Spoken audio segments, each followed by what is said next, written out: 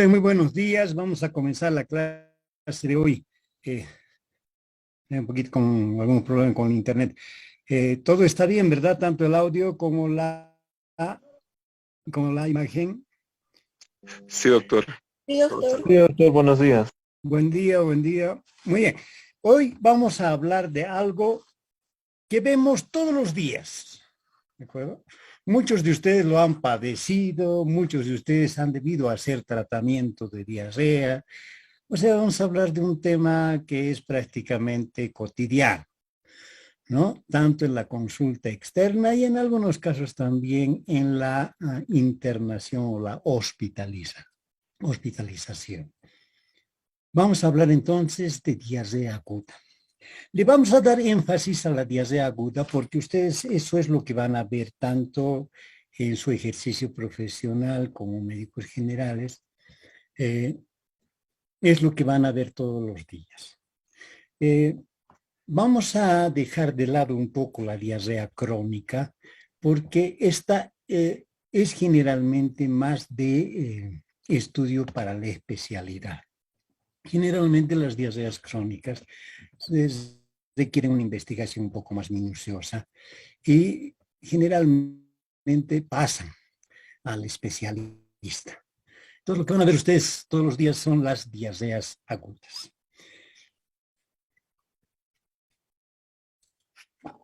Entonces, definición. Decimos que es el aumento de la frecuencia y disminución de la consistencia de la materia fecal. Una definición amplia de diarrea. Es un aumento en la frecuencia de las deposiciones y disminución en la consistencia de la materia fecal. Aquí volvemos a recalcar que generalmente son más de 3 deposiciones en 24 horas que las que juzgamos generalmente ya diarrea. Cuando hablamos de diarrea persistente, hablamos de diarrea persistente cuando la diarrea se prolonga en su evolución más allá de 14 días. Y hablamos de diarrea crónica cuando el paciente persiste con deposiciones líquidas y frecuencia por encima de 3 por día, por lo menos un mes. La enfermedad permanece un mes de diarrea. En estos casos ya pasamos a lo que hemos denominado diarrea crónica. Y como les anticipaba, generalmente esta va a ser de investigación ya más de la especialidad. En la clasificación de diarrea aguda, tenemos que considerar que generalmente 4 son los mecanismos que van a estar comprometidos en cualquier diarrea que vamos a ver. Pueden estar comprometidos 2, pueden estar comprometidos 1 o pueden estar comprometidos 3 mecanismos, pero siempre van a estar presentes estos mecanismos de diarrea aguda. En consecuencia, vamos a pasar a describir estos mecanismos de diarrea aguda. La diarrea puede ser inflamatoria o diarrea no inflamatoria, como vamos a ver a continuación. O sea, pueden obedecer a proceso inflamatorio, principalmente a nivel del intestino delgado o del colon, o pueden deberse no a un proceso no inflamatorio, como son las diarreas funcionales, como vamos a ver a continuación. Según la causa de la enfermedad, la diarrea puede ser infecciosa. Generalmente a esta es a la que le damos diarrea orgánica. Y la diarrea no infecciosa, generalmente calificada como diarrea funcional, en la cual no encontramos un elemento infeccioso, ya sea virus, parásito, bacteria, no encontramos. Entonces, más una diarrea de tipo funcional, que vamos a ver cuál sería el mecanismo en estos casos. Y finalmente, según su localización. Hablamos de diarrea aguda alta cuando generalmente el proceso patológico se está desarrollando a nivel del intestino delgado. Y hablamos de diarrea baja, cuando generalmente el proceso lesional del intestino está localizado a nivel del intestino grueso, o sea, el colon. Entonces, estas clasificaciones van a observar que en muchos diagnósticos ponen diarrea aguda inflamatoria, diarrea aguda infecciosa o diarrea aguda funcional. Pueden llamarle diarrea aguda alta o diarrea aguda baja. Hay formas de poner en el diagnóstico el problema de la diarrea aguda. Eso depende mucho de cada profesional. ¿Cómo lo quiere definir el proceso patológico? Entonces, dentro de la fisiopatología vamos a describir estos mecanismos que les anticipaba, que generalmente están comprometidos. En cualquiera de las diarreas que veamos, siempre van a estar comprometidos estos mecanismos. En algunos casos, hasta 2 mecanismos de diarrea.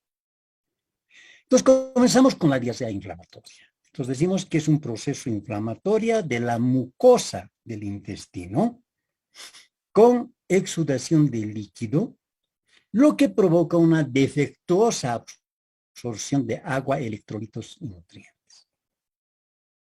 Entre la sintomatología de este mecanismo está, por ejemplo, la fiebre, la hipersensibilidad abdominal, sangre o leucocitos en la materia fecal.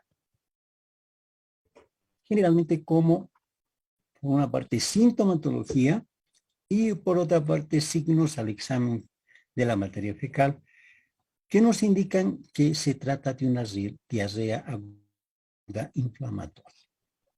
Este tipo de diarrea la dan, por ejemplo, la enfermedad celíaca, que como les he indicado, en nuestro medio no es una patología frecuente. Están las enfermedades inflamatorias del intestino delgado, que afortunadamente también no son frecuentes en nuestro medio, ¿verdad? Porque tanto la colitis ulcerosa como la enfermedad de Crohn, que son las enfermedades inflamatorias del intestino delgado, afortunadamente no son frecuentes en nuestro medio. Yo durante mi formación en la Argentina, por ejemplo, he tenido oportunidad de ver estas 2 patologías que definitivamente corresponden ya a las diarreas crónicas y que tienen una serie de complicaciones en el paciente.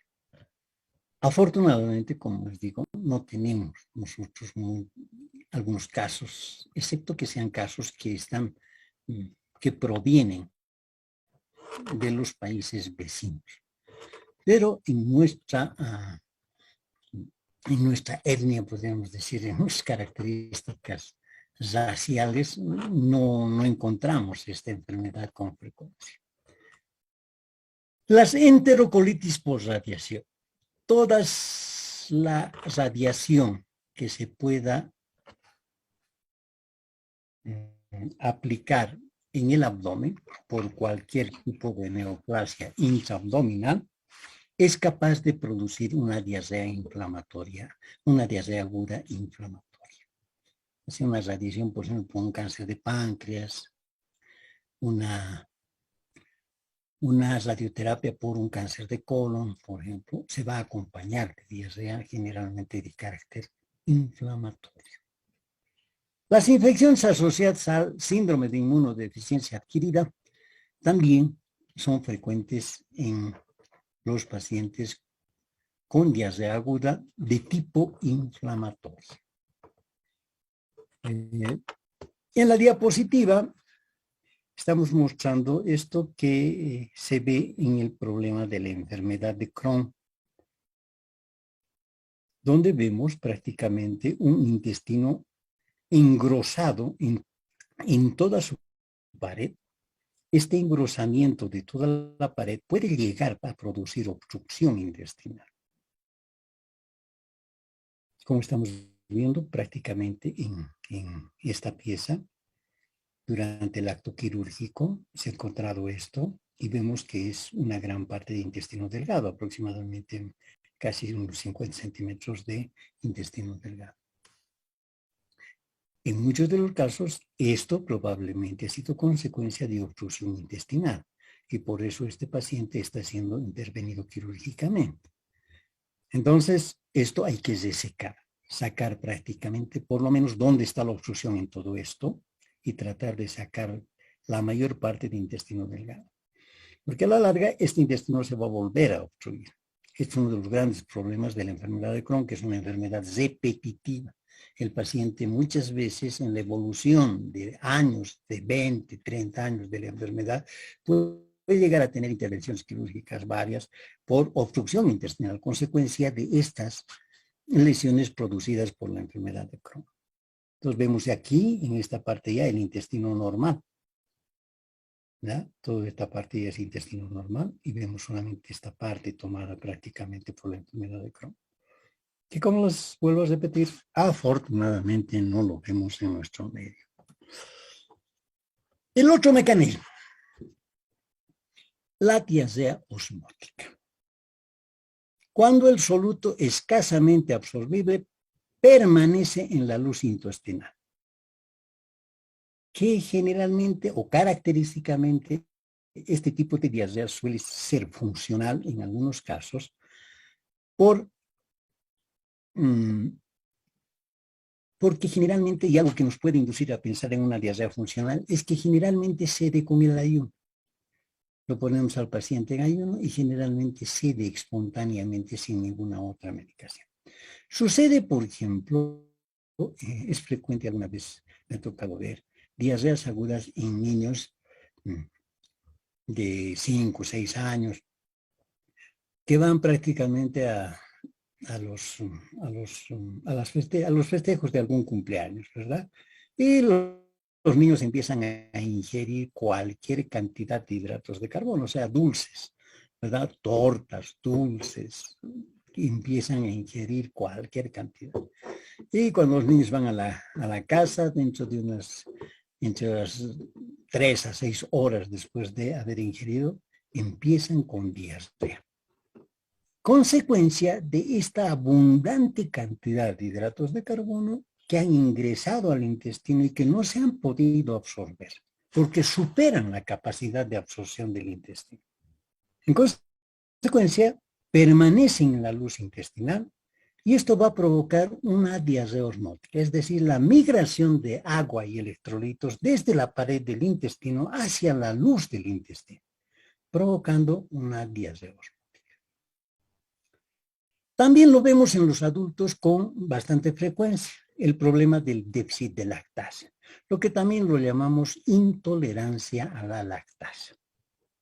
Recuerden que la lactasa es una enzima que normalmente debe estar en el epitelio intestinal y que permite metabolizar la lactosa de la leche. Muchas veces la deficiencia en el epitelio intestinal de algunos adultos puede provocar, esto puede haber ya desde la infancia, pero también podemos observarlo en los adultos. Y lo clásico es que generalmente empieza el problema de la diarrea cuando el paciente ingiere leche o derivados de la leche.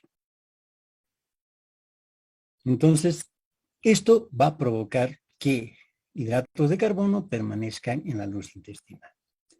Administración de laxantes. Vean que esta propiedad de la sustancia que no se puede absorber a través del epitelio intestinal, la utilizamos como medio para provocar,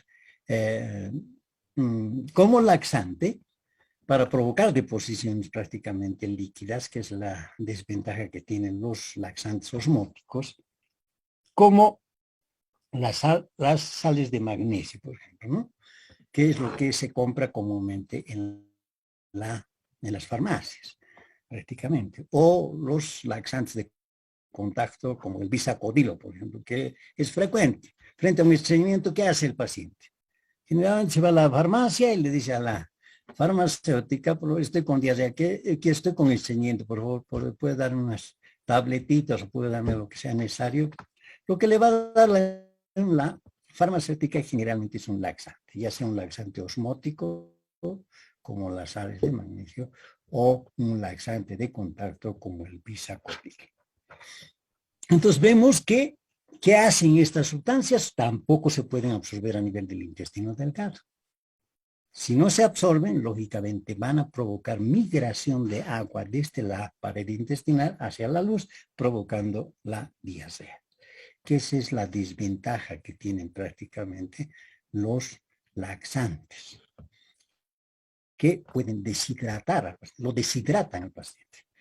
¿De acuerdo? Vamos a ver cuando tengamos en la clase de estreñimiento, en general, cómo debiéramos tratar.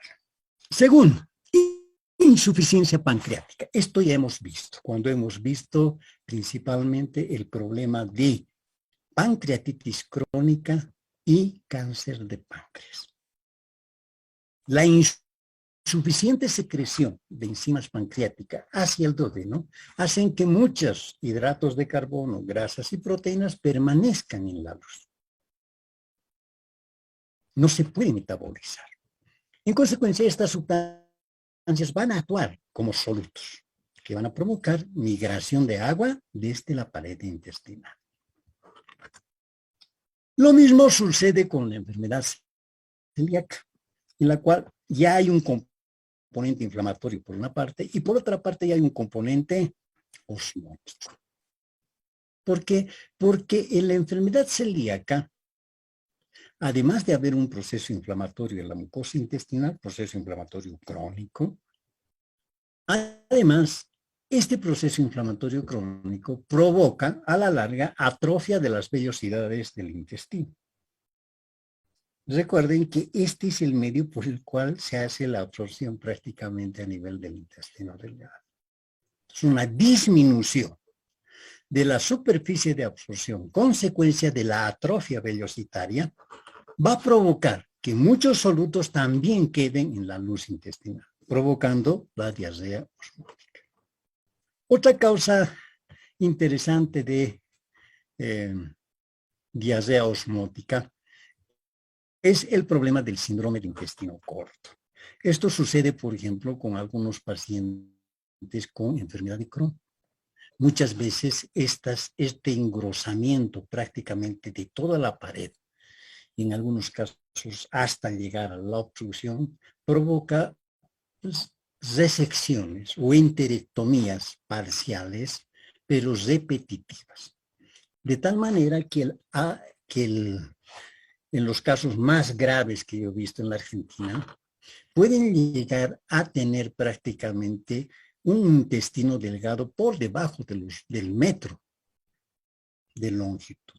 Recordemos que normalmente el intestino delgado tiene una longitud de 6 metros aproximadamente.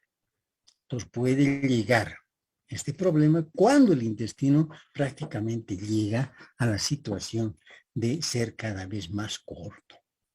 Este es el problema del intestino corto. ¿A qué se debe la diarrea en estos casos? A la disminución de la superficie de absorción, ¿verdad? Es diferente una superficie de absorción en 6 metros de intestino delgado a tener una superficie de absorción en 1 metro de intestino delgado, ¿verdad? Esto va, lógicamente, provocar que muchas sustancias queden en la luz intestinal y, en consecuencia, provoquen la diarrea. Hay algunos procesos infecciosos, ya sea de tipo bacteriano o de tipo parasitario, que utilizan este mecanismo de acción para provocar diarrea osmótica. ¿Cómo ocurre, por ejemplo, con la giardiasis o la estrongiloidiosis? Sobre todo en nuestro medio vemos con mucha frecuencia el problema de giardiasis intestinal provocada por giardia alambre. La giardia prácticamente puede llegar a tapizar, dependiendo lógicamente de la intensidad del parasitismo, ¿verdad? Puede llegar a tapizar prácticamente gran parte de la superficie de absorción del intestino delgado. Y esta adherencia de las giardias hacia la pared intestinal prácticamente provocan una pared que impide la absorción de nutrientes y solutos desde la luz intestinal, provocando la diarrea osmótica. Entonces, Hay muchos más ejemplos de diarrea osmótica, pero los he puesto algunos para más o menos darles la idea de cuál es el mecanismo. Al final, el mecanismo común denominador de todas estas patologías en las cuales existe un soluto a nivel que no es absorbible a nivel de la luz intestinal y que provoca la migración de líquido y electrolitos hacia la luz. Aquí estamos viendo una de las clásicas parasitosis, por ejemplo, por platelmintos, ¿verdad? Tenia solium o tenia saginata, que pueden producir una infestación de tal intensidad que pueden llegar a provocar hasta obstrucción intestinal. Aunque esto más frecuente en las trichureas, ¿no? Por trichuria. Esto sí que hacen a veces ovillos prácticamente en la luz intestinal y pueden llegar a provocar obstrucción intestinal. El otro mecanismo, el de la diarrea secretora. Aquí existen mecanismos externos y mecanismos internos que pueden provocar una secreción activa de agua y electrolitos desde la pared intestinal hacia la luz. Dentro de los elementos que pueden provocar este tipo de mecanismo de diarrea están, por ejemplo, como los elementos exógenos, las enterotoxinas y los fármacos. Muchas de las infecciones bacterianas, muchas de las bacterias, que vamos a ver algunas a continuación como ejemplos, producen enterotoxinas. Y estas enterotoxinas, actuando a nivel de la mucosa intestinal, pueden provocar secreción activa de agua y electrolitos hacia la luz. Algunos fármacos también tienen esta acción, ¿verdad? De irritantes de la mucosa gástrica, como son, por ejemplo, los laxantes de contacto, que llamamos, los derivados del bisacótil, que por acción irritativa de la mucosa gástrica, de la mucosa intestinal, pueden provocar secreción activa de agua y electrolitos hacia la luz. Están también las causas endógenas. Hay situaciones patológicas en la cual hay secreción de hormonas que, en nuestro organismo que pueden provocar aumento de secreción de agua y electrolitos hacia la luz. Entre estas patologías, como ejemplos, está, por ejemplo, el síndrome de Solinger-Ellison, que sabemos que es un tumor, es un gastrinoma productor de gastrina. En consecuencia, al aumentar la secreción de gastrina, esta va a pasar hacia el intestino delgado. Son tales las cantidades de gastrina que se producen en las enfermedades de Solinger-Ellison que pueden provocar, como ya les decía, múltiples úlceras. Generalmente todo paciente en el cual encontramos múltiples úlceras, tanto a nivel gástrico como a nivel duodenal, sospechosos de un síndrome de Solinger-Ellison.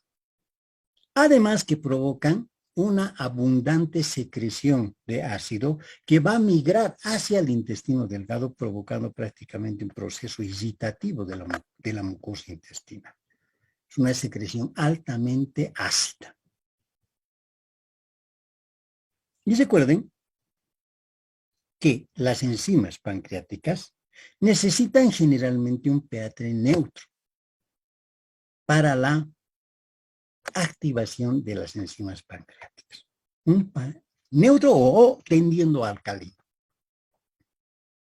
Entonces, como hay abundante secreción de ácido a nivel del estómago que va a pasar hacia el intestino delgado, prácticamente pasa un quimo altamente ácido.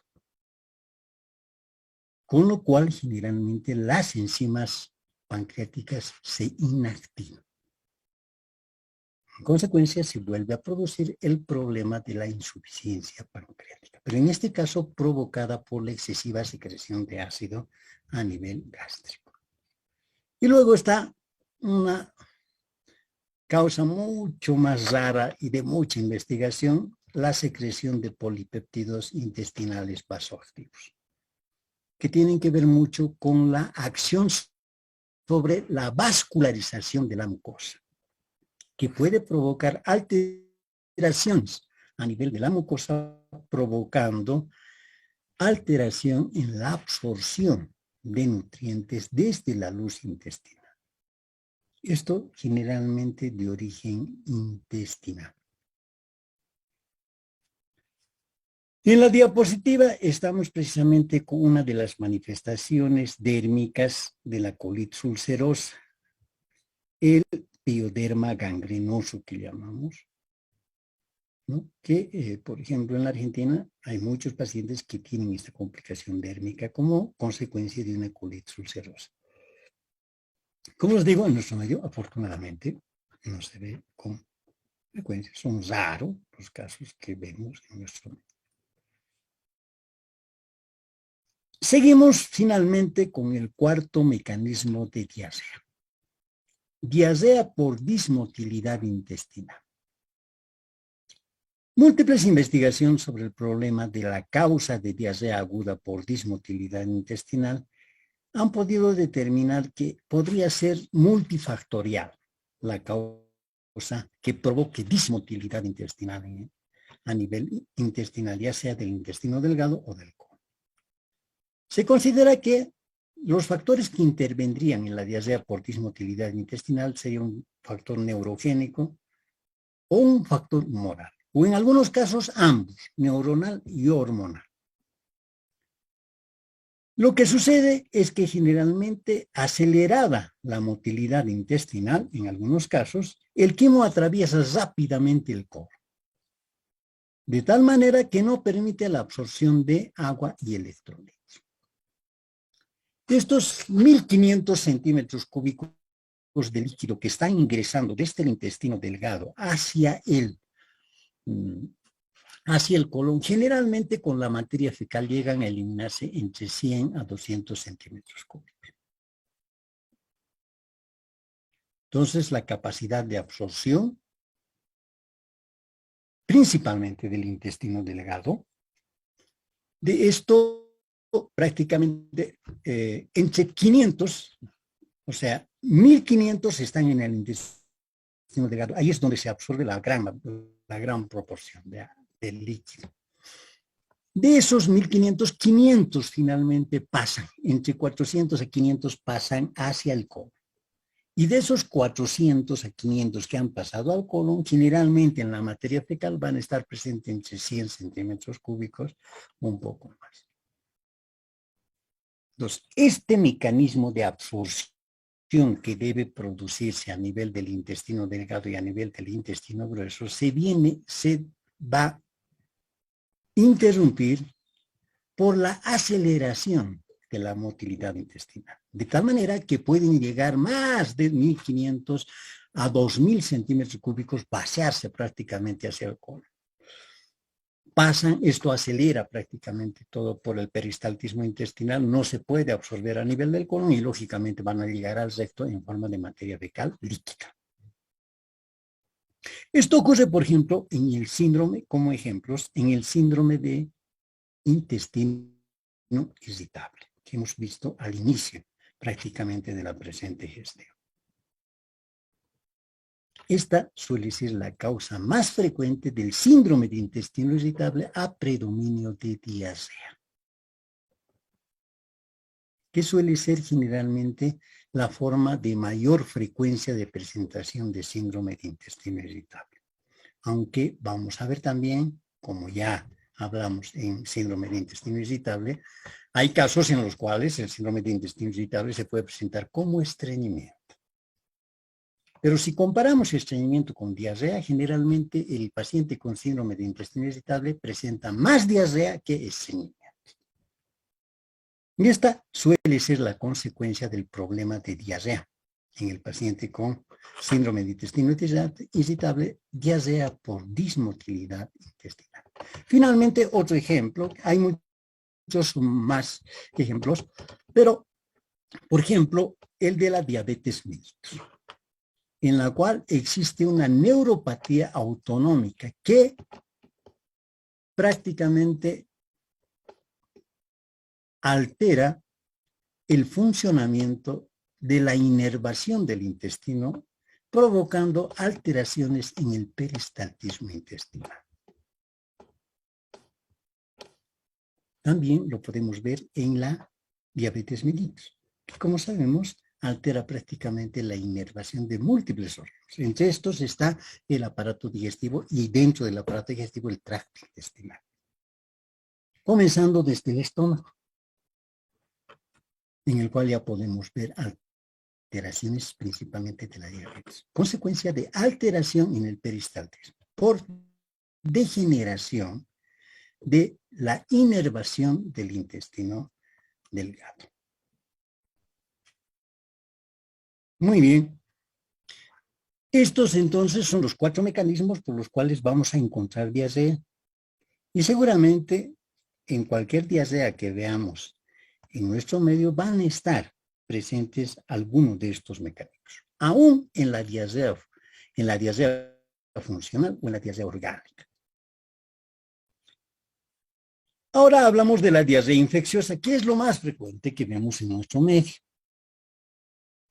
La diarrea infecciosa es responsable de muerte entre 5 a 8 millones de niños por año en menores de 5 años. Recordemos que la diarrea suele ser de alta mortalidad en los niños menores de 5 años y más propiamente en menores de 2 años. La diarrea puede ser mortal en los niños.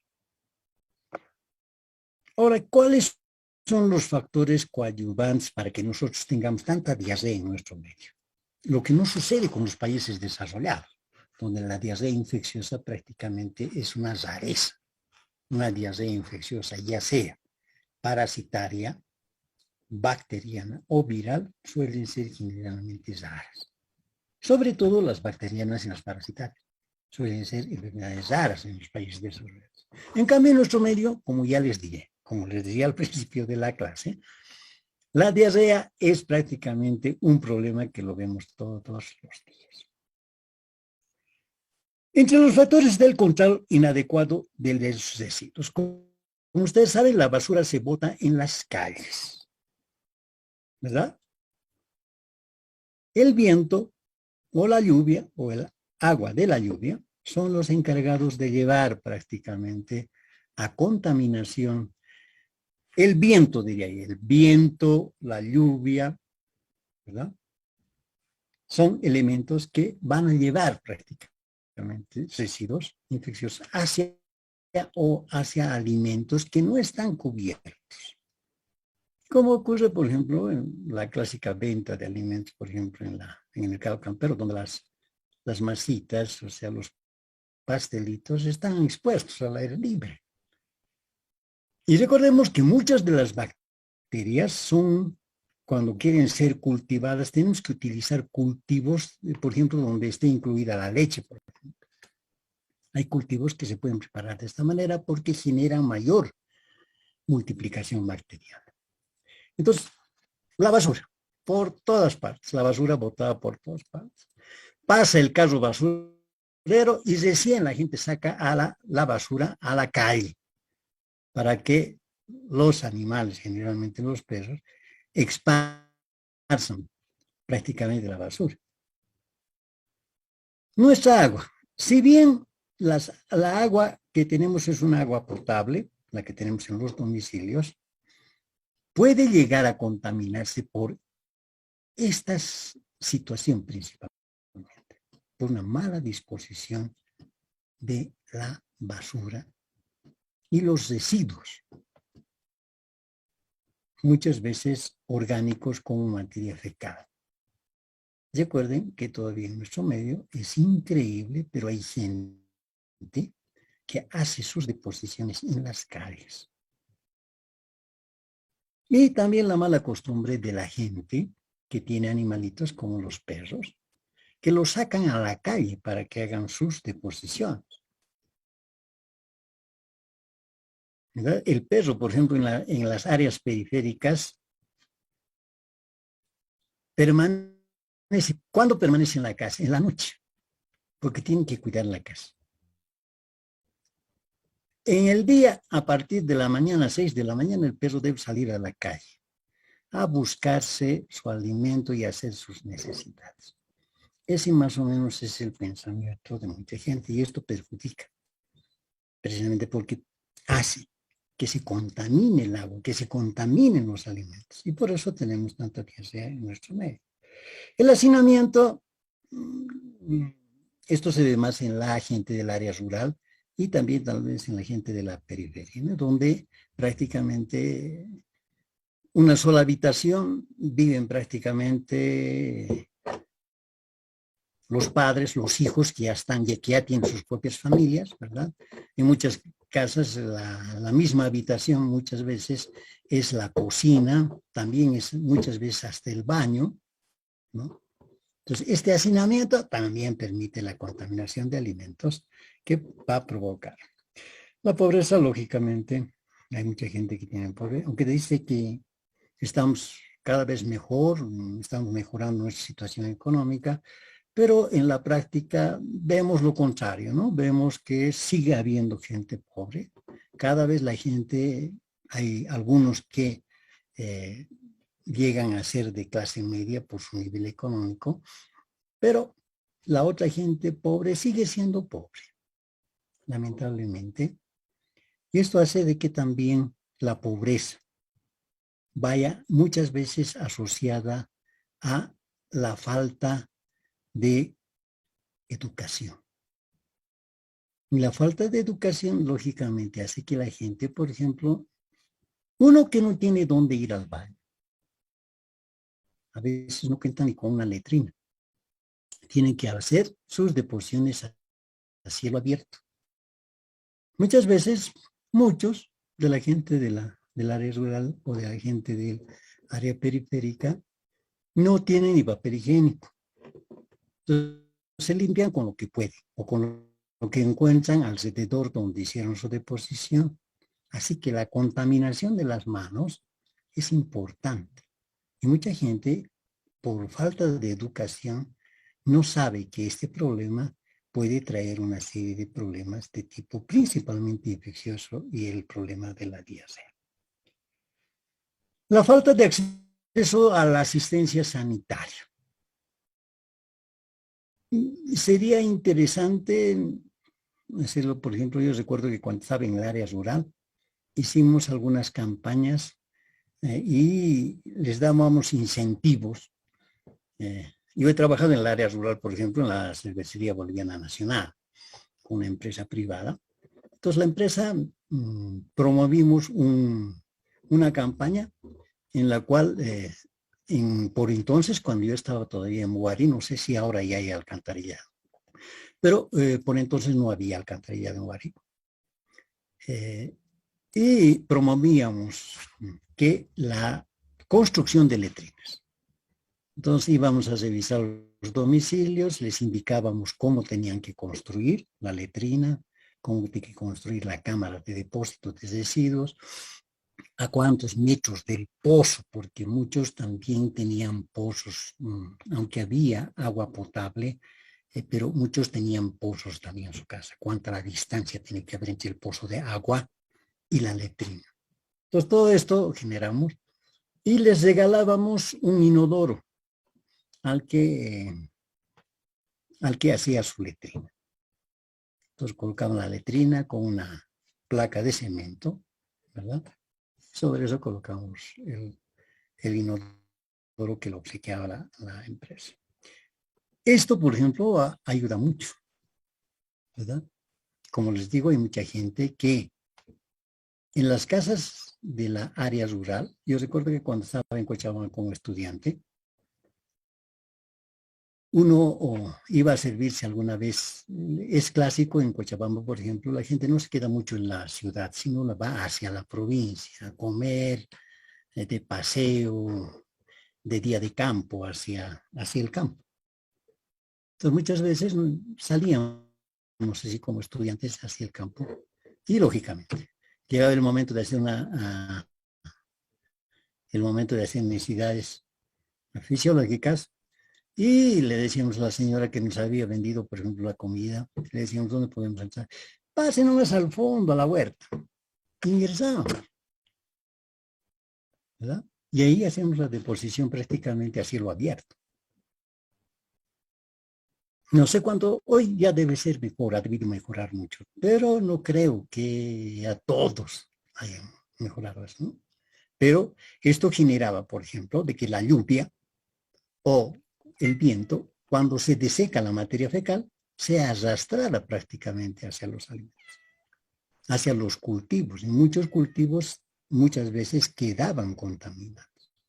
Es otro de los problemas que también supongo que ahora ha mejorado. En el valle ya no debe estar así, pero por entonces era así. Entonces, son cosas que suceden en nuestro país y por eso es que las diarreas agudas son mucho más frecuentes en nuestro medio.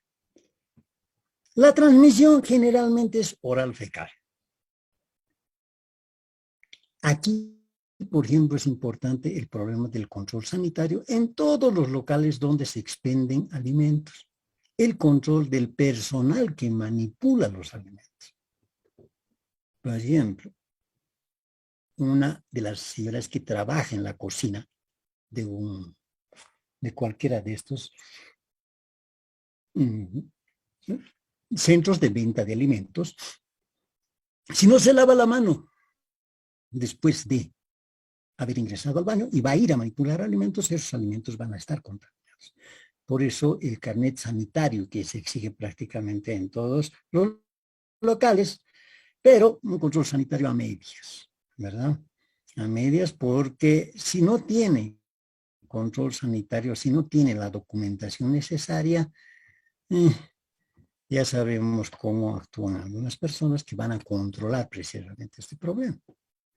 En consecuencia, eso se puede conseguir o se puede charlar prácticamente en el centro donde se expenden alimentos. Este deficiente control del carnet sanitario hace que también haya una buena contaminación de alimentos que se expenden, que se venden prácticamente en varios centros de venta de alimentos. Entonces, todo esto tiene que ver principalmente con la contaminación del agua y contaminación de los alimentos. Aquí en la diapositiva estamos viendo un huevo maduro de Ascaris lumbricoides, característico que se puede ver en la materia fecal. Bueno, en cuanto a etiología, las diarreas agudas pueden ser provocadas por virus. Pueden ser provocadas por bacterias y pueden ser provocadas por parásitos. Estamos hablando de diarrea infecciosa, ¿no? Cuando hay diarrea infecciosa, esto puede ser por virus, bacterias o parásitos.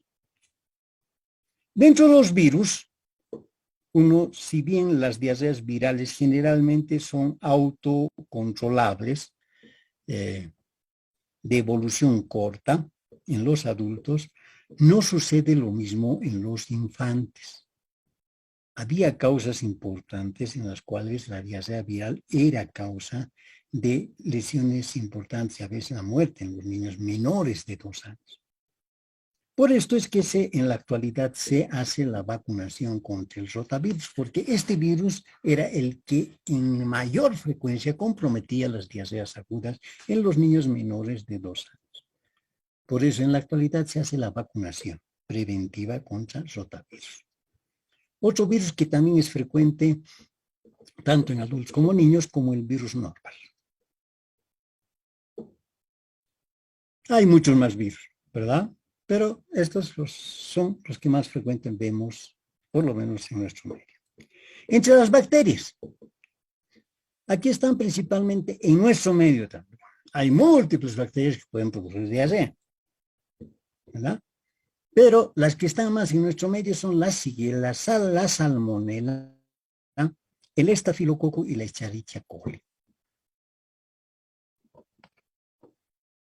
El Vibrio cholerae, agente etiológico del cólera, hubo una temporada en la cual ingresamos en un estado epidémico de cólera. Afortunadamente se logró controlar y no se expandió.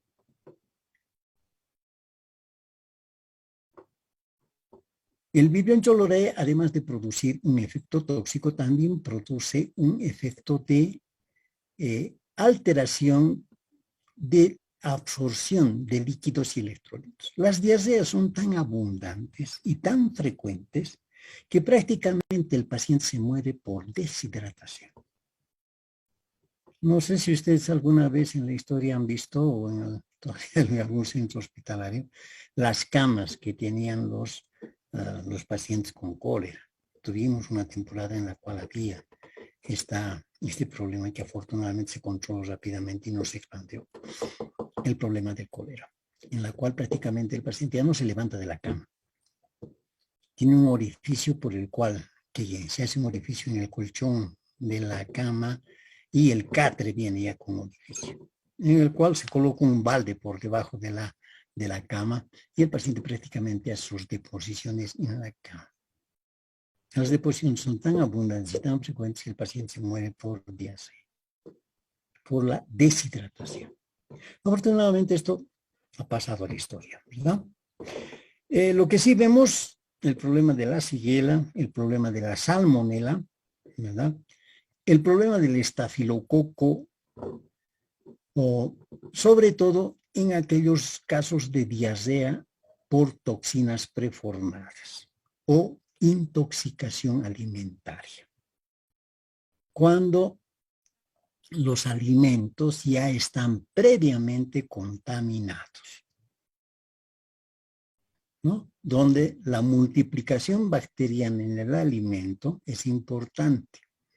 Y cuando ingresa en nuestro organismo es capaz de desencadenar un proceso agudo diarreico, dependiendo lógicamente de la carga bacteriana que tenga el alimento.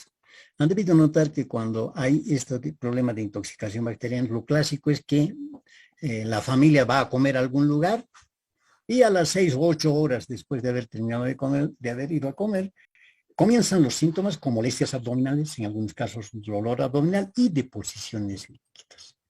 Generalmente varios miembros de la familia empiezan con diarrea. Pero en algunos casos no todos. Y esto depende mucho de la carga bacteriana que tiene la parte de alimento con la parte de alimento que comió prácticamente cada persona. El problema de la salmonela, que habla mucho de la fiebre tifoidea, aunque está sobredimensionada la patología, porque muchas veces el problema de la reacción de Vidal, que es lo que muchos médicos lo utilizan como un laboratorio de rutina, prácticamente en el laboratorio de rutina está la reacción de Vidal, que está demostrado que es una prueba de laboratorio inexacta, inespecífica y de baja sensibilidad. En consecuencia, puede resultar positivo en muchas cosas. En consecuencia, lamentablemente, este problema hace de que todos tengamos fiebre tifoidea. Si ustedes preguntan en la familia o a los parientes, y les dicen, ¿alguna vez te han dicho que tienes fiebre? Sí, me han dicho que tengo fiebre tifoidea. ¿En qué se han basado? En el laboratorio, que es completamente inespecífico.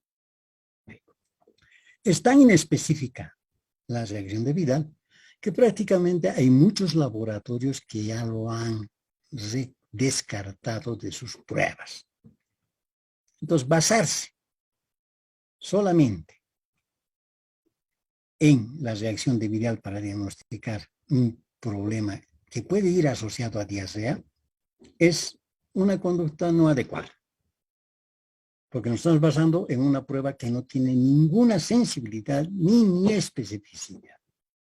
Puede resultar positiva hasta en bacterias que nada tienen que ver con el género Salmonella.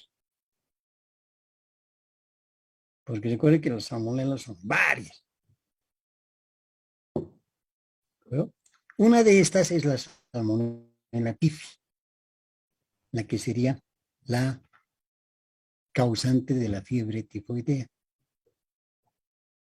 Que como su nombre lo dice, es fiebre tifoidea, o sea, el paciente como síntoma importante, además de los otros síntomas de diarrea, dolor abdominal, náuseas, vómitos, también tiene el problema de la fiebre. Hay muchos pacientes que van a la consulta por un problema de dolor epigástrico, por ejemplo, una epigastralgia. Laboratorio, reacción de Vidal. Y como es inespecífico, en la gran mayoría de los casos resulta positivo. Entonces el paciente, por haber ido por una epigastralgia, es diagnosticado de fiebre tifoidea porque el laboratorio así lo dice. Y empieza el tratamiento con el laboratorio. Hay algunos pacientes que he tenido la oportunidad de ver con tratamiento hasta de un mes con antibiótico. ¿Por qué hacen? Termina el tratamiento, le hacen una nueva prueba de reacción de Vidal y sigue positivo.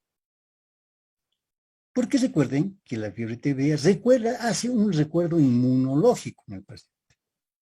Ese paciente va a resultar positivo, aunque sea a bajas diluciones, va a seguir siendo positivo.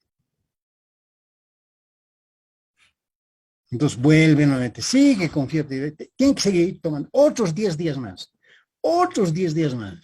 Así llegamos hasta los 30 días. Y el paciente finalmente hace una diarrea por descompensación de la flora bacteriana saprófita del intestino, por la excesiva utilización de antibióticos. Ahí sí, más bien, el médico es el que le está provocando la diarrea. ¿De acuerdo? Entonces, mucho cuidado con el problema de la reacción de Vidal. Personalmente, yo no le doy ninguna importancia. Cuando un paciente viene con su reacción de Vidal, que ya consultó con algún otro colega, y viene con su reacción de Vidal, me han hecho tratamiento porque dice que tenía fiebre tifoidea, pero sigo lo mismo, ¿verdad? Yo no le doy importancia.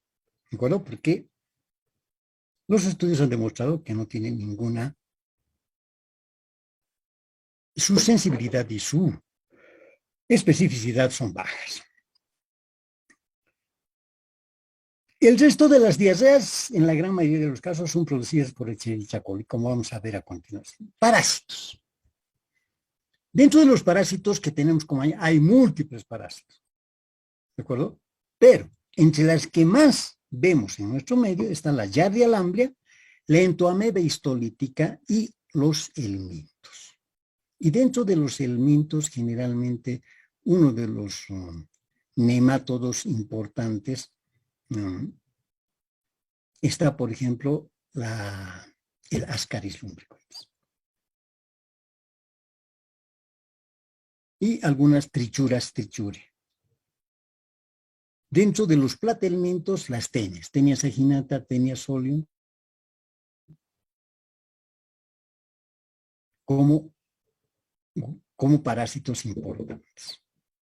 Aquí estamos viendo precisamente una tenia saginata, vean, que pueden llegar a medir metros, ¿verdad? Las proglotides características, ¿verdad? Que muchas de estas proglotides pueden ser infectantes. La cabeza del parásito generalmente es la que queda en el intestino de la persona. Entonces, se pueden eliminar proglotides con la materia fecal, pero lo que queda es la cabeza, el escólex, que se prende prácticamente, se adhiere con sus ganchos que tiene la cabeza en la mucosa del intestino. Entonces, la utilización de un antiparasitario actúa prácticamente sobre el parásito, paralizándolo prácticamente. Y esto promueve la eliminación prácticamente del escólex, que es la eliminación de la parasitosis. La eliminación de las proglotides no es eliminación de la enfermedad, sino la eliminación de las proglotides, ¿no? Esto es importante. Presentación clínica. Dentro de la presentación clínica lo que nos interesa es el tiempo de evolución. O sea, desde cuándo comenzó la diarrea. Clasificaremos en diarrea aguda, diarrea persistente o de última diarrea crónica. ¿Verdad? Cuando comienza el cuadro clínico. Presencia o no presencia de fiebre. Esto nos va a impulsar, podríamos decir, nos va a orientar, perdón, a si es una diarrea inflamatoria o no es una diarrea inflamatoria.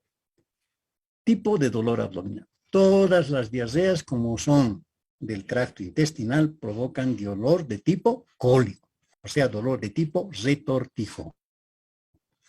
Presencia de náuseas y vómitos.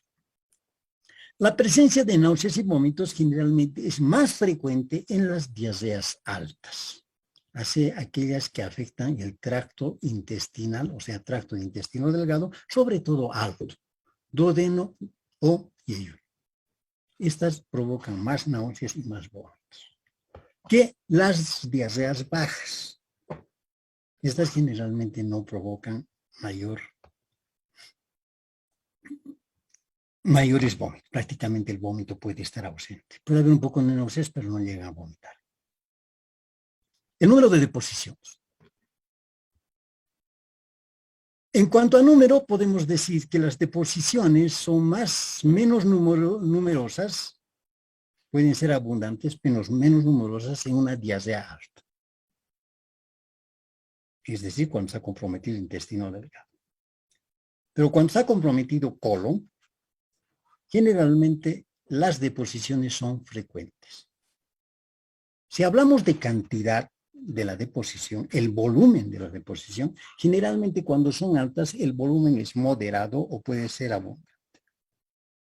En cambio, cuando son bajas, generalmente el volumen es escaso. Muchas veces acompañado de mucus pus. Y un síntoma característico de la diarrea baja es el pujo y el tenesmo.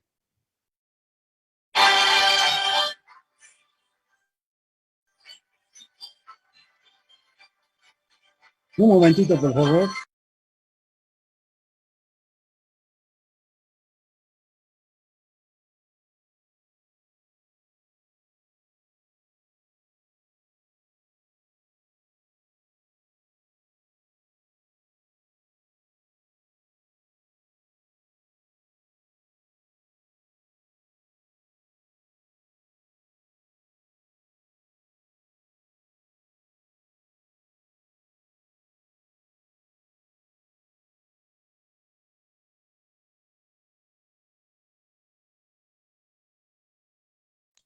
Muy bien, van a disculpar una llamada. Paciente, vamos a seguir. Entonces, la presencia de moco o sangre y pus generalmente en las diarreas bajas, con escaso volumen. Y un clásico síntoma que tiene el paciente, el pujo y el tenesmo, que nos puede hacer sospechar, sobre todo en las partes más distales, cuando el germen afecta prácticamente el recto.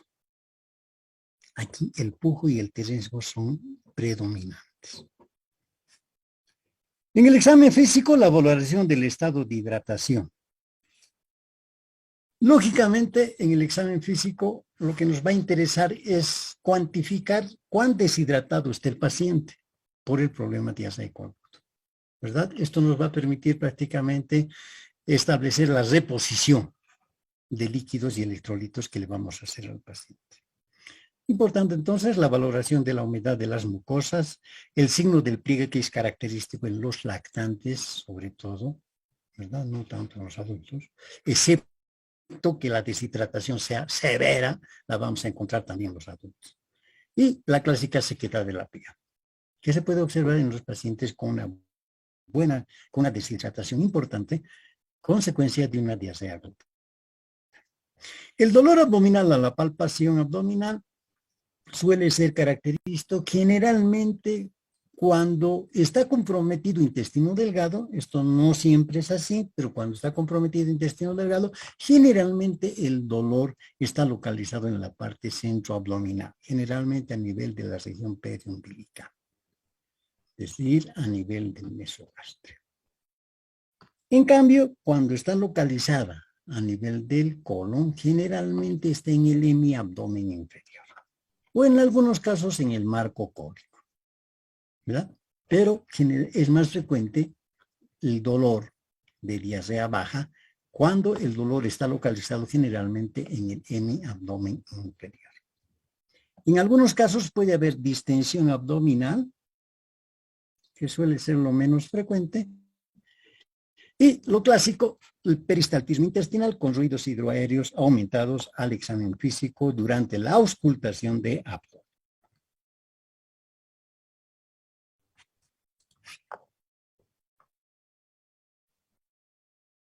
Ahora vamos a hablar de dos mecanismos importantes en diarrea infecciosa. Estos dos mecanismos son los que van a promover prácticamente las lesiones en diarrea infecciosa. Uno de los mecanismos es la adhesividad a las vellosidades. La adherencia incrementa la eficacia de las neurotoxinas y pérdida de la superficie de absorción. Hay bacterias que utilizan este medio o este mecanismo de lesión, como la adhesividad a las vellosidades, para hacer que sus toxinas pasen o se absorban más rápidamente a través de la mucosa del intestino delgado. Entonces se adhieren prácticamente a la mucosa del intestino delgado, haciendo que se pierda la superficie de absorción, haciendo prácticamente una pared entre la mucosa del intestino delgado y la luz del intestino delgado. Hacen prácticamente una pared que impide la absorción de agua y de nutrientes, agua, nutrientes y electrolitos. Este tipo de mecanismo de acción en diarrea infecciosa es la Escherichia coli enterotoxigénica, que por una parte, como dice aquí, entero, se adhiere a la pared del intestino. Pero además, la Escherichia coli enterotoxigénica es capaz de secretar una enterotoxina. Y la enterotoxina, al absorberse a través de la mucosa intestinal, pasa al torrente sanguíneo y es capaz de producir efectos sistémicos, como ser, por ejemplo, fiebre, cefalea, ¿no? Ya, consecuencia de efectos sistémicos de la enterotoxinas de la bacteria. Y finalmente, la Escherichia coli enteropatógena. El grupo de las Escherichia coli son varias. De estas estamos describiendo las que más generan diarrea aguda. La Escherichia coli enteropatógena, a diferencia de la Escherichia coli enterotoxigénica, no secreta ninguna toxina. Solamente se adhiere a la pared del intestino. Al hacer esta adherencia, como les digo, impide la absorción desde la mucosa intestinal. Entonces, un mecanismo de diarrea de los gérmenes en diarrea infecciosa por adhesividad a las vellosidades. El otro mecanismo es la invasión de la mucosa. Estas ya no se adhieren, sino que además de adherirse, invaden la mucosa del intestino delgado. Invaden las células epiteliales, se multiplican aquí las bacterias, provocando respuesta inflamatoria en esa zona. Y dependiendo de la carga bacteriana, pueden provocar muerte celular, es decir, necrosis celular.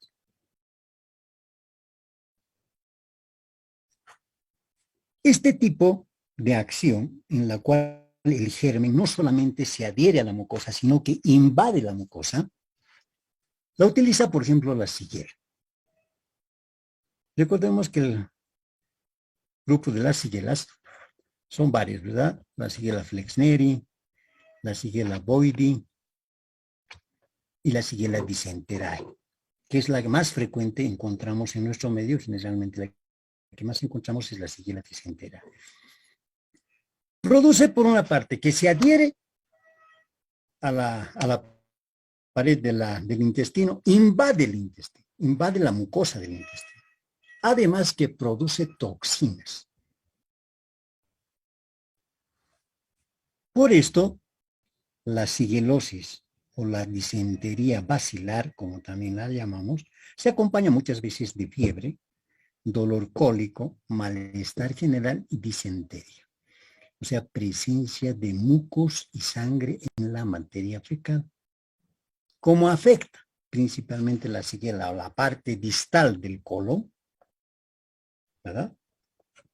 El paciente puede tener principalmente características de posiciones disentéricas, ¿verdad? Con la presencia de moco y pequeñas estrías de sangre en la materia fecal.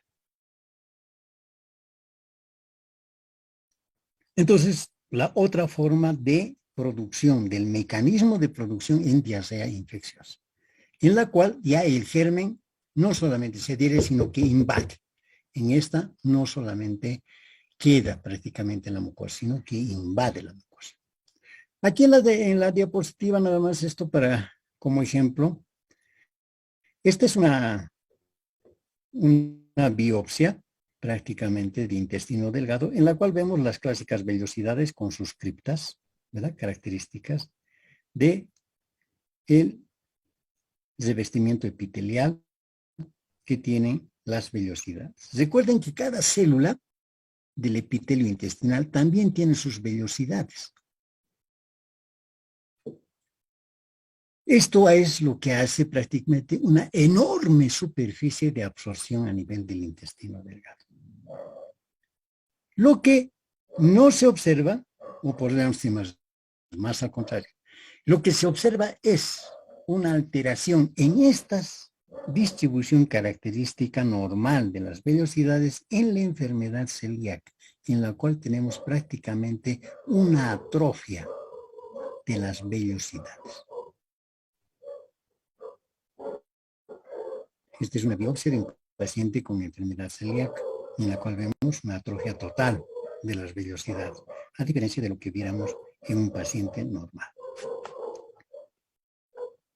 Diagnóstico diferencial. Algo que sí debemos tener cuidado en diarrea aguda es no confundir una diarrea aguda con procesos vasculares que pudieran estar sucediendo en el paciente, sobre todo en el paciente de edad avanzada, en el paciente anciano, en el cual puede darse esta característica de diarrea sanguinolenta. Por otra parte, recordemos que virtualmente casi cualquier medicamento es capaz de producir diarrea. Es uno de los diagnósticos diferenciales. Hay que ver si el paciente no consume en forma crónica algún medicamento. Hay varios medicamentos que pueden producir diarrea, como ocurre, por ejemplo, con los antiinflamatorios, que pueden llegar a producir diarrea en el paciente. Algo que sí nos debe llamar la atención es la diarrea sanguinolenta en los ancianos. Aquí el problema ya no es ni viral, ni bacteriano, ni parasitario de inicio. Obedece a un problema de tipo vascular. ¿Cómo ocurre en la trombosis mesentérica, ya sea arterial o venosa, en la colitis isquémica o en la enfermedad inflamatoria, como ocurre, por ejemplo, con la enfermedad de Crohn o la colitis ulcerosa? Estas enfermedades, afortunadamente, las enfermedades inflamatorias, como ya les he indicado, no las tenemos, pero la trombosis mesentérica arterial o venosa o la colitis isquémica pueden generar diarrea sanguinolenta, sobre todo en el anciano. No es patología que se ve en gente joven, es raro ver en gente joven, excepto que obedezca a un trastorno vascular congénito. Esta es una enfermedad característica del anciano, proceso del envejecimiento del sistema vascular, principalmente por ateromatosis vascular del anciano. Entonces, las trombosis mesentéricas. Un diagnóstico diferencial importante en el anciano. Aquí estamos viendo un intestino ya necrosado. Vemos prácticamente al corte de la pared intestinal, los trombos prácticamente en los vasos importantes que van a irrigar prácticamente el intestino. Bueno, exámenes complementarios. Laboratorio clínico. En el laboratorio clínico, dos cosas importantes que nos pueden orientar hacia una diarrea infecciosa son en el hemograma, la leucocitosis y la velocidad de sedimentación globular. Generalmente el paciente en el hemograma y dentro del leucograma, más que en la hematimetría, en el leucograma del paciente vamos a encontrar una leucocitosis, generalmente con desviación izquierda, proceso inflamatorio agudo, y una velocidad de sedimentación globular generalmente acelerada para la primera hora. Generalmente característico de diarrea infecciosa. En algunos casos con deshidratación extrema se puede determinar electrolitos. Si la deshidratación en el paciente es importante, será importante determinar electrolitos.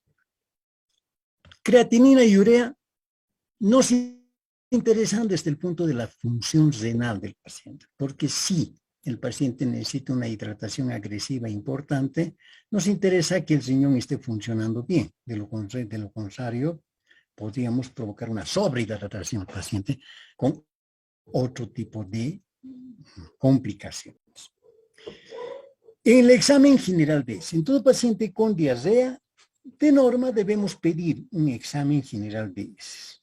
Y aquí está el copro parasitológico con la determinación de moco fecal o citología fecal. Generalmente lo que más pedimos y lo que resulta muy evidente y rápido en un paciente con diarrea es un examen en fresco de materia fecal. Es decir, llega al laboratorio la materia fecal, le ponen su colorante y directamente al laboratorio. Listo, podemos tener el resultado en 1 hora prácticamente. Un examen en fresco es lo que es generalmente. El coprocultivo. ¿Cuándo cultivamos la materia fecal? Generalmente en pacientes con cuadros severos de diarrea aguda o en aquellos pacientes inmunodeprimidos. Es frecuente, por ejemplo, hacer este tipo de coprocultivo en los pacientes con SIDA o HIV positivos que están con procesos diarreicos, porque ellos pueden tener problemas diarreicos por bacterias hasta saprófitas del intestino. Entonces, en este tipo de pacientes es importante determinar el germen. ¿Por qué? Porque nos va, uno, tipificar el germen, nos va a decir, este es el germen que está provocando la diarrea. Y a continuación va a estar prácticamente el antibiograma, donde nos va a indicar ese germen, a qué antibióticos es sensible y a qué antibióticos es resistente. Entonces, en estos casos sí importante el coprocultivo. No lo hacemos en todos los pacientes. Lo hacemos generalmente en aquellos pacientes con severo problema por consecuencia de la diarrea o en aquellos pacientes que ya tienen una enfermedad inmunodepresiva. La rectosigmoidoscopía, generalmente sin preparación, no requerimos que el paciente esté preparado, generalmente lo llevamos a la sala de examen y colocamos el rectosigmoidoscopio. Nos interesa solamente en aquellos pacientes de colitis grave. En nuestro medio, alguna vez sí requerimos hacer rectosigmoidoscopía. Lo que no sucedía, por ejemplo, en la Argentina, donde era importante hacer rectosigmoidoscopía con pacientes con colitis severa. ¿Por qué? Porque ahí la colitis ulcerativa es una patología frecuente. Entonces, el objetivo de la rectosigmoidoscopía era descartar prácticamente en el paciente que no esté con una colitis ulcerosa.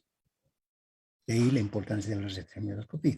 En nuestro medio, generalmente, en algún caso de secreción, podríamos decir, de hemorragia importante, sobre todo en pacientes con proctorragia importante, sí hacer una rectosigmoidoscopía.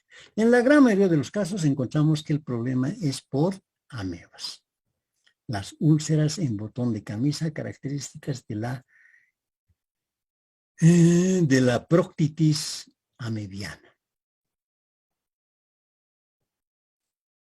En algunos casos, de acuerdo a los, sobre todo allí en los pacientes con colitis ulcerosa, de regla era hacer un cepillado o de última hacer una biopsia para obtener prácticamente las características alteraciones de la colitis ulcerosa. En nuestro medio carece generalmente de importancia. Es más para ver y descartar, porque si hubiera otra causa de hemorragia en el paciente desde el punto de vista del colon distal. ¿no? En nuestro medio, cuando es de origen infeccioso, generalmente encontramos que suele ser por amebas, intoameba histolítica. Tratamiento. La dieta. En la gran mayoría de los casos se indica que no debe haber dieta en el paciente con diarrea aguda. En general, disminuirle, tal vez darle dieta líquida o dieta blanda, ¿verdad? No le vamos a dar una dieta corriente. En general se dice que no es necesario, pero en la práctica sí a veces es necesario, porque el paciente muchas veces está vomitando.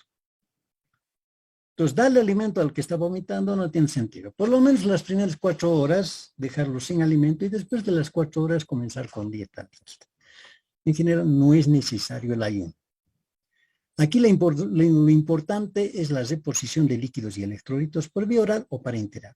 Si el paciente no tiene vómitos, lo ideal es la rehidratación por vía oral. Pero si el paciente está con vómitos o la deshidratación es severa, en estos casos sí es necesario la reposición por vía parenteral.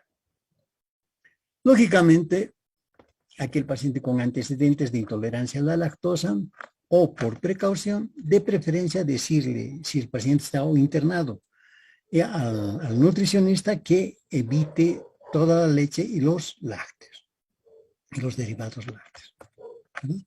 O si está en la casa, el paciente está viniendo a la consulta nada más, decirle que por precaución trate de evitar la leche por ahora y los derivados de la leche. Fármacos antimotilidad. La loperamida. Este es uno de los medicamentos que también los pacientes recurren a la farmacia, ¿verdad? Cuando van a la farmacia, generalmente el paciente dice, estoy con diarrea, por favor, ¿quién puede dar para la diarrea? En la gran mayoría de los casos, el farmacéutico les va a dar loperamida. Su uso está en duda, puede ser contraproducente, sobre todo en diarrea febril o diarrea disentérica. No he visto casos de megacolon tóxico. El megacolon tóxico lo he visto como complicación grave en los pacientes con colitis ulcerosa, en la cual prácticamente se tiene que sacar casi todo el colon, ¿no? El megacolon tóxico se caracteriza porque prácticamente uno a la radiografía, la excesiva distensión de todo el colon, ¿no? Característico en la colitis ulcerosa, y en el acto operatorio el colon prácticamente está de una, podríamos decir, la pared se parece al plástico más delgado que se les haya ocurrido tocar a ustedes. Esa consistencia tiene el colon, prácticamente a punto de perforarse en múltiples partes. En consecuencia, por eso la cirugía a veces en megacolon tóxico suele ser cirugía de emergencia en el paciente y en muchos casos resección total del colon. Una complicación grave en el paciente con colitis ulcerosa, lo que no vemos nosotros en nuestro medio. Pero sí, el problema de la loperamida es contraproducente cuando el paciente tiene fiebre o cuando el paciente tiene disentería. Porque la loperamida actúa sobre el plexo mientérico del intestino delgado, paraliza el intestino delgado.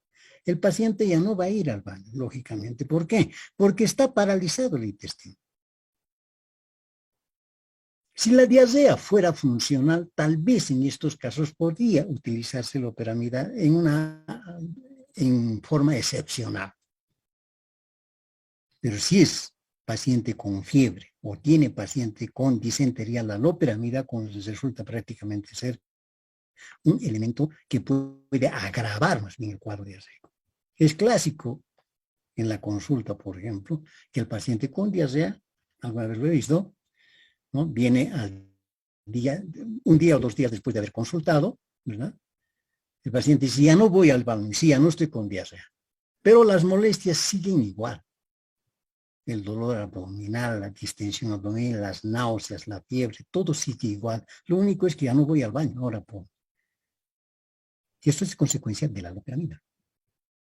Entonces, la loperamida la tenemos que utilizar en forma excepcional y en algunos pacientes después de haber valorado correctamente al paciente. Lo que sí podemos utilizar antiespasmódicos. Generalmente máximo 2 días. Y mejor si son 24 horas, porque si es una diarrea diarrea infecciosa a la cual le estamos poniendo antibióticos, con seguridad al cabo de las 24 horas ya no va a ser necesario, el paciente no va a tener diarrea. O las deposiciones van a disminuir francamente. Entonces el antiespasmódico, como tiene efecto momentáneo, generalmente desaparece su efecto, por lo tanto no produce mayores molestias. Nos ayuda además a controlar el dolor cólico del paciente. La utilización de antiespasmódicos por 24-48 horas máximo es adecuado durante el proceso diarreico, aún en los casos infecciosos. Pero tampoco pensemos que, bueno, como hay que dar el tratamiento de 5 o 7 días al paciente, o 10 días, dependiendo de cada caso, ¿verdad? Le pongamos antiespasmódico en forma por los 10 días no tiene sentido. ¿De acuerdo? Utilizar 24 horas máximo o 2 días máximo. Después hay que retirar el antiespasmódico. Los antibióticos, sobre todo en los pasos con diarrea aguda y estado toxo-infeccioso importante. En este paciente sí es necesario utilizar antibióticos, sobre todo los que tienen fiebre. Y en el laboratorio encontramos una leucocitosis importante con una velocidad de sedimentación globular importante. Y en el examen en fresco de materia fecal encontramos presencia de abundantes bacterias, aunque normalmente la materia fecal tiene bacterias, ¿de acuerdo? Pero no encontramos parásitos, ¿de acuerdo? Para eso nos sirve el examen en fresco de materia fecal, para descartar si no es una diarrea parasitaria, ¿de acuerdo? Porque si fuera una diarrea parasitaria, tal vez nuestro tratamiento tiene que ser diferente, ¿verdad? Al de una diarrea bacteriana. Entonces, para esto, los antibióticos hay que utilizarlos. Generalmente lo que hasta hace tiempo utilizábamos el cotrimoxazol, ¿no? Más trimetoprim, más sulfamethoxazol era el cotrimoxazol. En la actualidad ha sido superado el cotrimoxazol por las quinolonas. Y lo que más utilizamos son las quinolonas como la ciprofloxacina. Generalmente en dosis de un comprimido cada 12 horas. O sea, 200 miligramos cada 12 horas. Le podemos asociar a probióticos. Los probióticos generalmente al terminar ya el tratamiento con antibióticos para la reposición de la flora bacteriana, porque todo proceso diarreico en general puede afectar la microbiota bacteriana, la microbiota del intestino grueso o el intestino delgado. En consecuencia, los probióticos nos sirven para reponer nuevamente el equilibrio bacteriano que debe haber a nivel intestinal. Como son lactobacilos, regulan uno el desarrollo bacteriano intestinal, o sea, establecen un equilibrio entre las bacterias apropiadas del intestino, aumentan la inmunidad y mejoran la resistencia lógicamente a la infección. Entonces, los probióticos, aunque algunos probióticos, algunas farmacéuticas nos indican que podemos utilizar junto con los antibióticos. Pero considero que resulta un poco más adecuado utilizarlos generalmente al final del tratamiento para reponer prácticamente la flora bacteriana. Muy bien. De esta manera,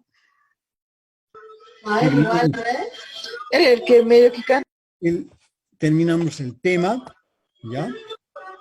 No sé si hay alguna pregunta en relación a diarrea aguda. Tienen algunos minutos para hacer tal vez alguna pregunta. Yo quería consultarle.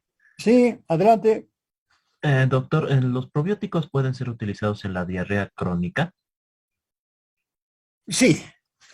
Como les digo, ¿cuál es el efecto del probiótico? Es reponer la flora bacteriana. Recordemos que el equilibrio que existe principalmente entre lactobacilos y el resto de los grupos de las bacterias, generalmente gram negativas y bacterias anaerobias, que forman la microbiota intestinal. Entonces, recordemos, si es una evolución crónica de la diarrea, es lógico que se va a afectar el equilibrio de la flora bacteriana. En consecuencia, los probióticos también los podemos utilizar en diarrea crónica.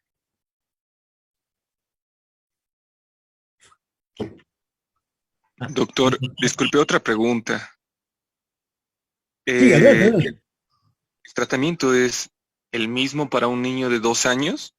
¿O cómo podría ser el tratamiento para los niños?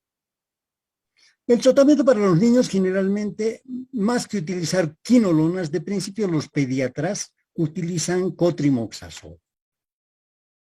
Y en los niños más pequeños hasta amoxicilina.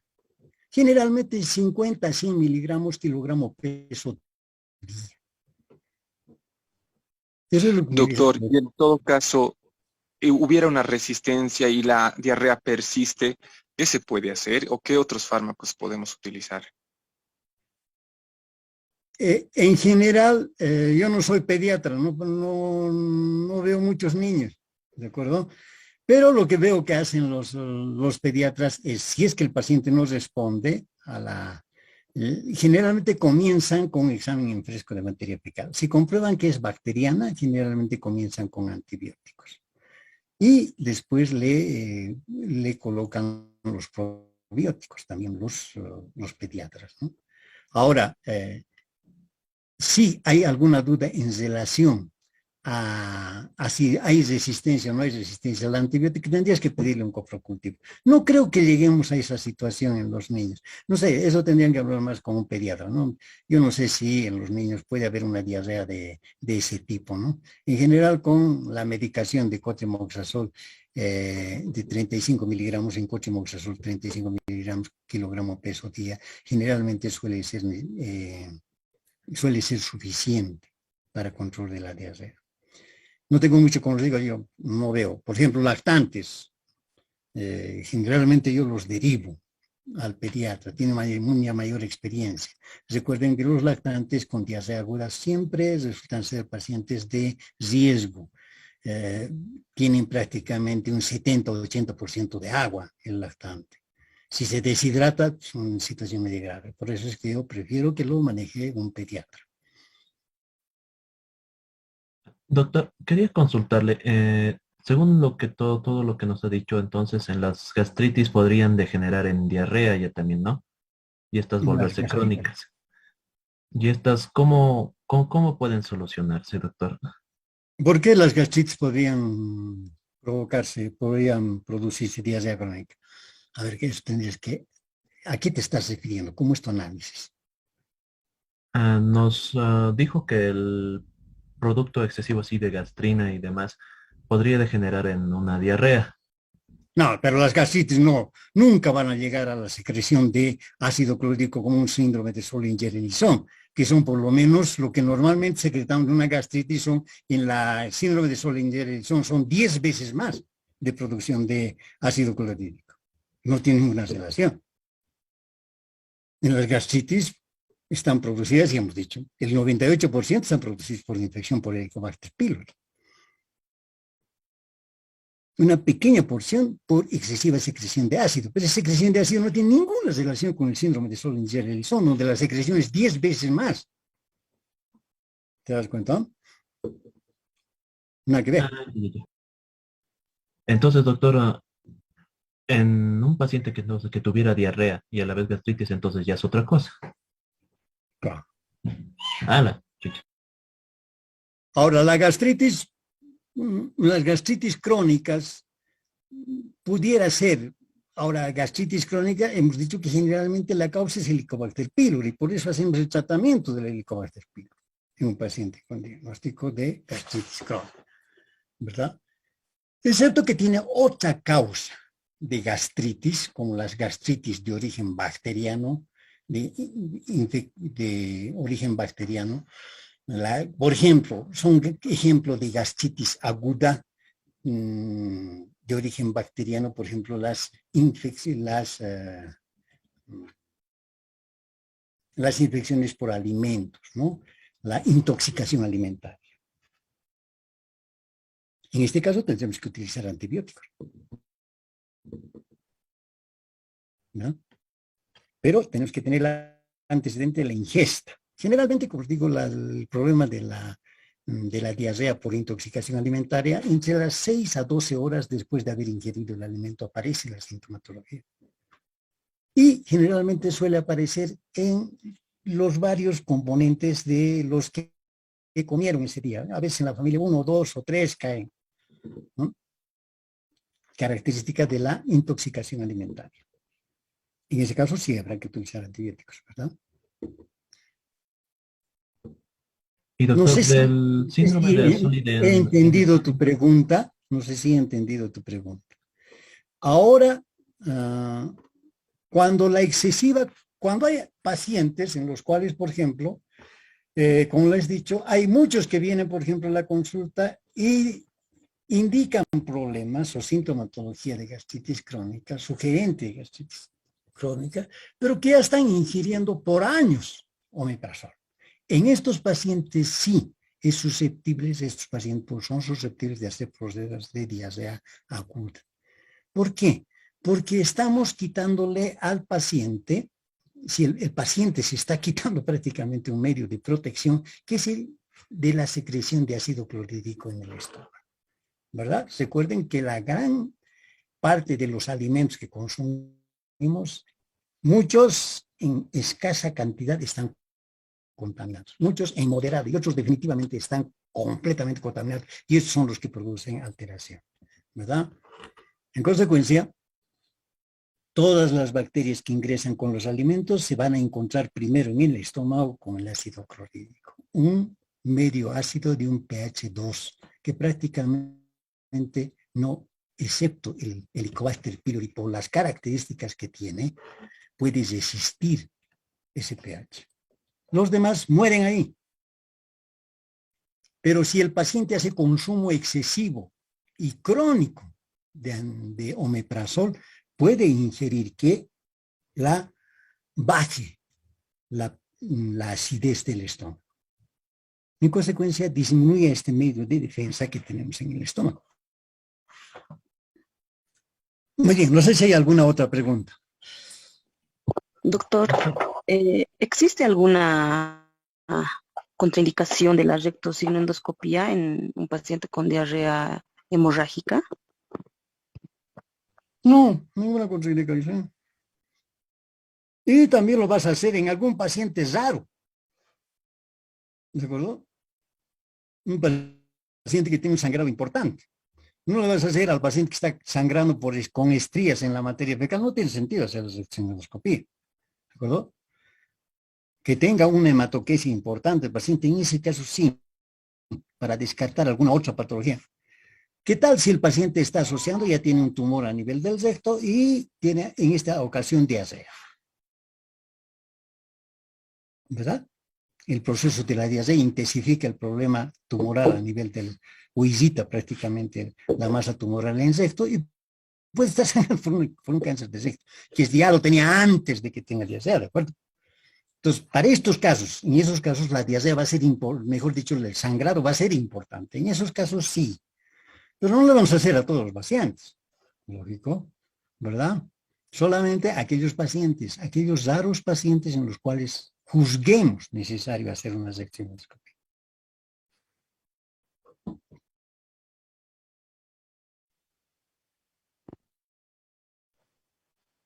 Doctor, una preguntita. En cuanto a las personas que inducen a tener un cuadro diarreico con laxantes, ¿habría alguna complicación o a largo plazo? Sí, algunos, sobre todo los purgantes de contacto, actúan sobre el plexo mientérico y pueden degenerar el plexo mientérico. Consecuencia, pueden producir alteraciones principalmente en el peristaltismo de estos pacientes a la larga, ¿no? Lógicamente el consumo crónico, me refiero a consumo crónico cuando alguna vez me ha tocado ver a ancianos, por ejemplo, que utilizan estos laxantes por años. En estos pacientes sí, pudiera ser posible eso, pero que utilicen en forma excepcional generalmente no tiene mayores problemas. A lo que me refiero es de que hay otras formas de corregir prácticamente el estreñimiento, no utilizando laxantes. Esto lo vamos a ver cuando veamos estreñimiento, ¿de acuerdo? No es la primera acción. Lo mismo que la loperamida, que tiene sus problemas, como ya les he indicado. No le vamos a decir, por ejemplo, al paciente, bueno, está con diarrea, loperamida, tómese una tableta 3 veces al día por 5 o 7 días. A ese paciente sí que le estamos haciendo daño. Y muchas veces, si es una diarrea, sobre todo bacteriana, de origen bacteriano, no es una diarrea funcional, generalmente el paciente va a tener molestias que se van a intensificar con la loperamida.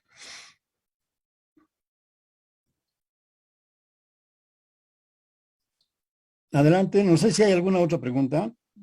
Sí, sí, doctor. Entonces, si no tienen relación la gastritis ni la diarrea, entonces en un paciente con gastritis ya así crónica, ¿de dónde viene la diarrea? El hecho que tengas gastritis nunca te va a decir que no puedes tener diarrea. Pues puedes tener diarrea, ¿por qué no? Gastritis quiere decir proceso inflamatorio en el estómago. Aquí estamos hablando de proceso inflamatorio a nivel del tracto intestinal. Estamos hablando del intestino delgado y el intestino grueso. ¿Qué tiene que ver la gastritis? Es que tuve, doctor, un caso, este es de un familiar, le diagnosticaron gastritis crónica, pero lo primero por lo que fue a consultar es que tenía diarrea, ya crónica, por mucho tiempo. Había que investigar su diarrea, ¿no? A mí, personalmente, me parecería inusual, inadecuado, desde mi punto de vista, pensar que la gastritis le está produciendo la diarrea. Sí, eso fue lo que me dijo el médico y ahora que usted me lo dice, me parece de a mí también un día raro. No sé si fue mal diagnosticado Mal o... diagnosticado, ¿no? Mala idea. Hay todavía algunos pacientes, hay algunos, no sé, tienen un criterio, eso lo dejo lógicamente al criterio de cada médico. Desde mi punto, yo siempre hablo del criterio mío. Por ética profesional, yo no puedo decir que, ay, ese médico no sabe nada. No depende de cada quien es profesional desde su punto de vista y sabe lo que sabe, ¿de acuerdo? Pero las gastritis que provocan diarrea, no le encuentro ninguna relación. Hay que investigar la causa de la diarrea.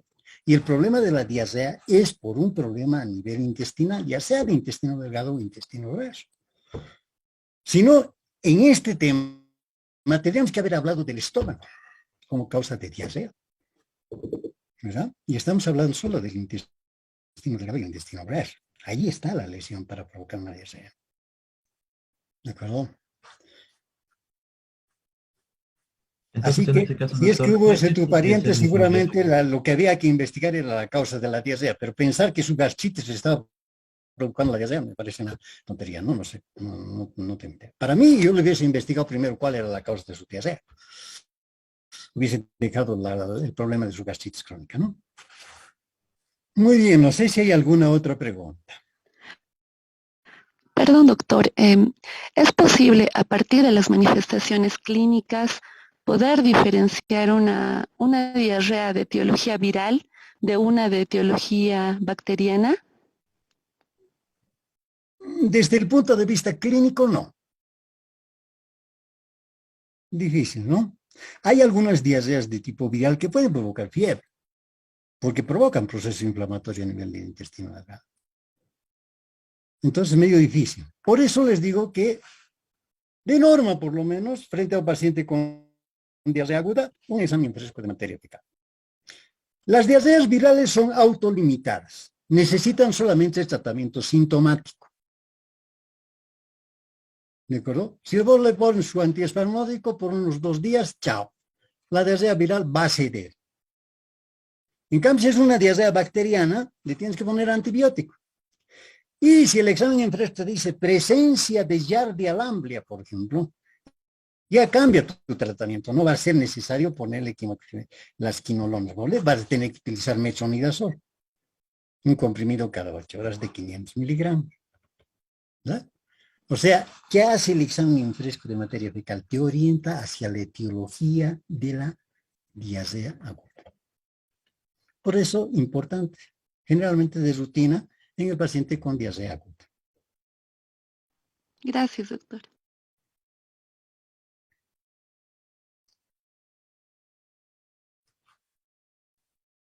No sé si hay alguna otra pregunta.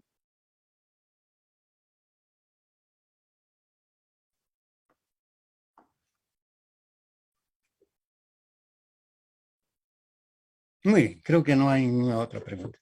Nos vemos la próxima clase. Como siempre, cuídense y hasta luego.